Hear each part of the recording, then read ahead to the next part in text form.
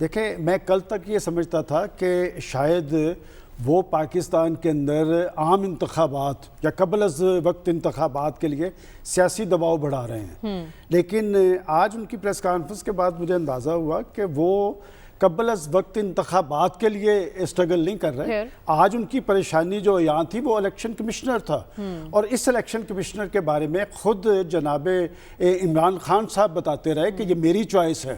پہلے انہوں نے کہا کہ میری چوائس ہے، اب وہ چونکہ آج کل غلطیوں کا اعتراف چل رہا ہے، اسی میں انہوں نے کہا کہ یہ میری غلطی تھی، یہ ہمیں اسٹیبلشمنٹ سے ملے تھے. اور اب جو سارا سلسلہ ہے یا اسلام آباد مارچ کی بات ہو رہی ہے، اب وہ بات نہیں ہوگی کہ جی وہ ہم نہیں آنے دیں گے، ہم کچل کے رکھ دیں گے، کوئی عدم اللہ سے دعا ہے کہ کوئی عدم اعتماد پیش کرے. یہ جمہوری اور سیاسی عمل کا حصہ ہے.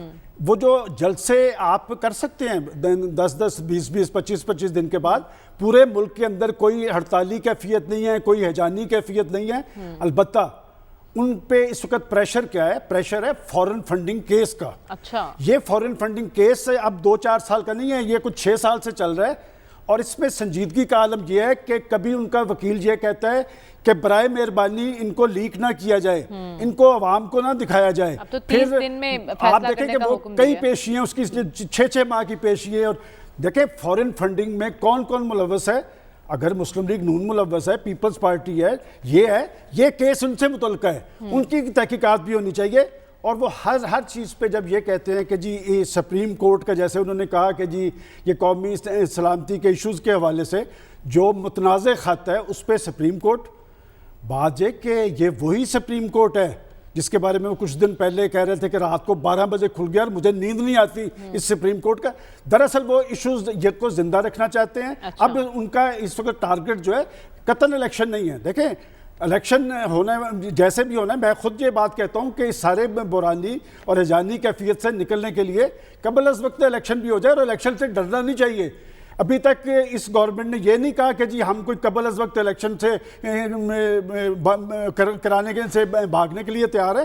بات ہے اس وقت ان پہ فورن فنڈنگ کیس کی تلوار لٹک رہی ہے، اور وہ اس پریشر میں یہ کہہ رہے ہیں اسلام آباد مارچ تو وہ ضرور کریں. وہ تو یہ ہمیشہ اداروں کے حوالے سے جیسے کہا جاتا ہے کہ محتاط رویہ، وہ سب کچھ کہہ رہے ہیں، اور جن کے بارے میں کہا جا رہا ہے وہ سمجھ رہے ہیں.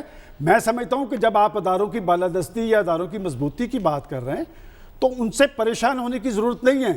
اس فورن فنڈنگ کیس سے گھبرانے کی ضرورت نہیں ہے. آپ تو ہمیشہ سے شفافیت کے دعوے دار ہیں، آپ تو کہتے ہیں کہ چیزیں کھل کے سامنے آنی چاہیے، تو لہٰذا ان کو فیصلہ کرنے دیں. اور میں نہیں سمجھتا کہ پاکستان کے ادارے اس طرح کے جلسے جلوس اور ریلیز کا پریشر لیں گے. اگر آپ ملوث ہیں، اگر جن ملکوں سے فنڈنگ آئی ہے اس پہ بہت ساری ریزرویشن موجود ہیں، اور وہ سارا کچھ ریکارڈ میں موجود ہے. اور یہ اپوزیشن نے نہیں کیا، ان کے سیاسی مخالفین نے نہیں کیا، ان کی پارٹی کا ایک بنیادی رکن ہے جو اس سارے سلسلے کا حصہ رہا ہے. تو لہٰذا فی الحال ان پہ جتنا پریشر ہے وہ فورن فنڈنگ کیس کے حوالے سے ہے کہ اس کا فیصلہ نہیں آنا چاہیے. اور میں بار بار یہ بات کہہ رہا ہوں، یہ 6 سال سے کون سے ریلیکٹنٹ ہے.